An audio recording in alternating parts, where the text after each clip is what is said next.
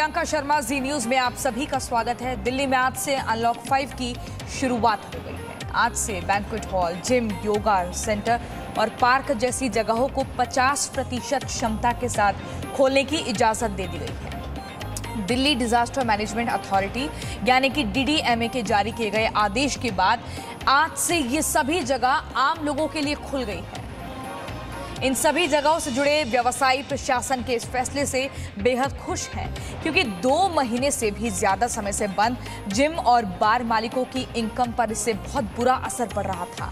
साथ ही अब दिल्ली में प्रवेश करने के लिए ई-पास की भी जरूरत नहीं होगी, यानी दिल्ली में अनलॉक 5 के साथ सब कुछ सामान्य गति से शुरू हो गया है, लेकिन नियमों का पालन बेहद जरूरी होगा।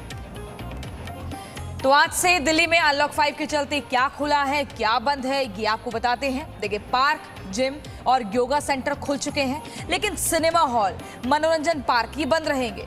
सिर्फ शादी के लिए बैंक्वेट हॉल खुल रहे हैं, लेकिन स्विमिंग पूल, स्पा सेंटर बंद ही रहेंगे। गोल्फ कोर्स तो खुला है, लेकिन स्टेडियम, स्पोर्ट्स कॉम्प्लेक्स फिलहाल बंद ही रहने वाले हैं। और अब से दिल्ली में ई-पास की जरूरत नहीं होगी। बॉर्डर पर बगैर ई-पास के आप आ जा सकेंगे। हालांकि स्कूल, कॉलेज, कोचिंग संस्थान अभी भी बंद रहने ही वाले हैं।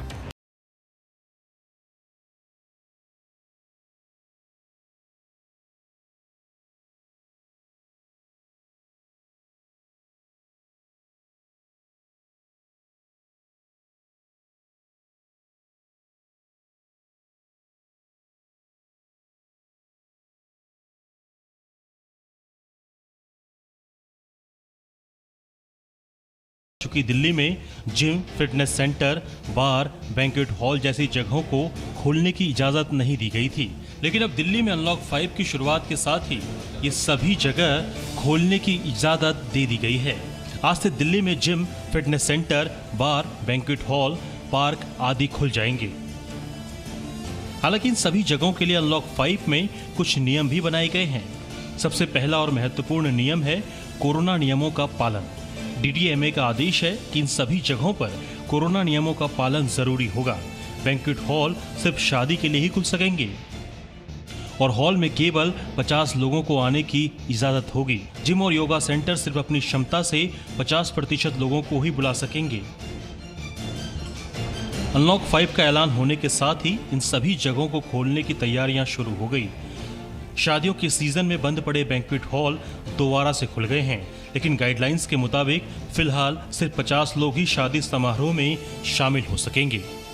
बैंक्वेट हॉल के मालिक अनलॉक किए जाने के फैसले से खुश तो हैं, लेकिन उनका मानना है कि 50 की जगह 100 लोगों को आने की इजाज़त देनी चाहिए थी।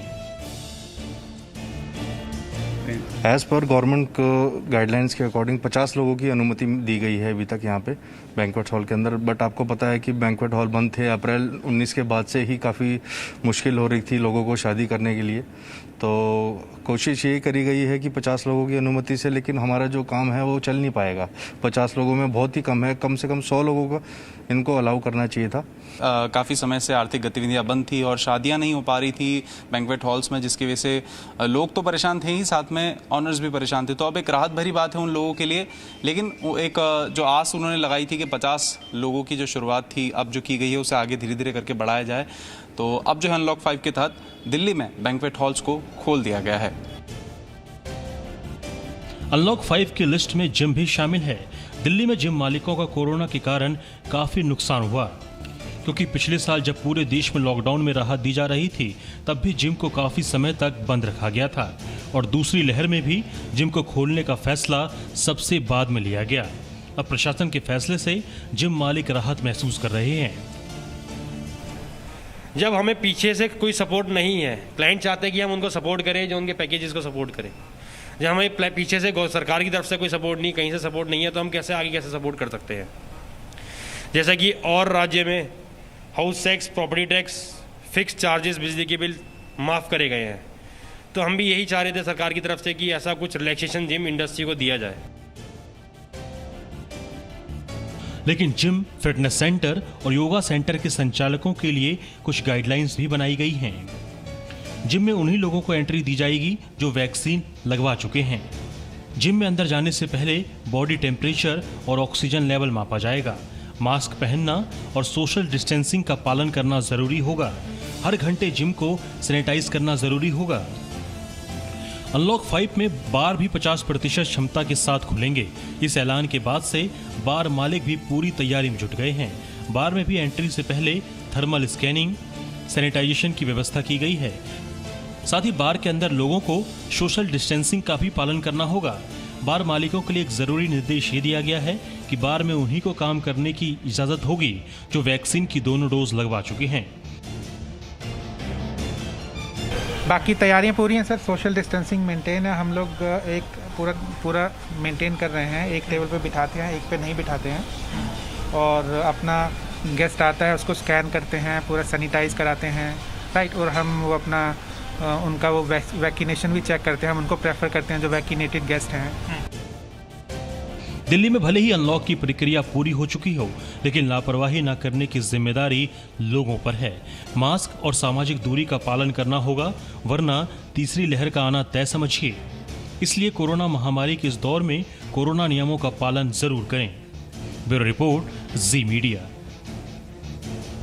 लेकिन जिम मालिकों को भी समझना होगा कि उनके लिए क्या कुछ निर्देश हैं। उन्हीं लोगों को एंट्री जो वैक्सीन ले चुके हैं। जिम में प्रवेश से पहले बॉडी टेम्परेचर और ऑक्सीजन लेवल मापा जाएगा। मास्क पहनना और सोशल डिस्टेंसिंग का पालन जरूरी होगा। हर 1 घंटे पर जिम सैनिटाइज करना जरूरी होगा। तो इन नियमों का पालन करना होगा जिम मालिकों को।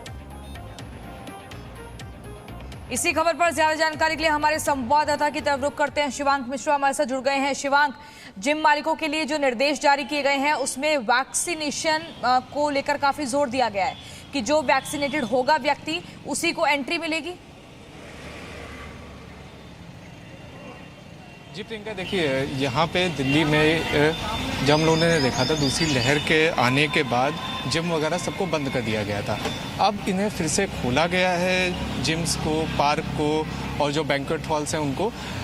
जिम का हम लोगों ने पिछली बार भी हम लोगों ने देखा था कि काफ़ी समय तक जिम वगैरह सब कुछ बंद रहे थे।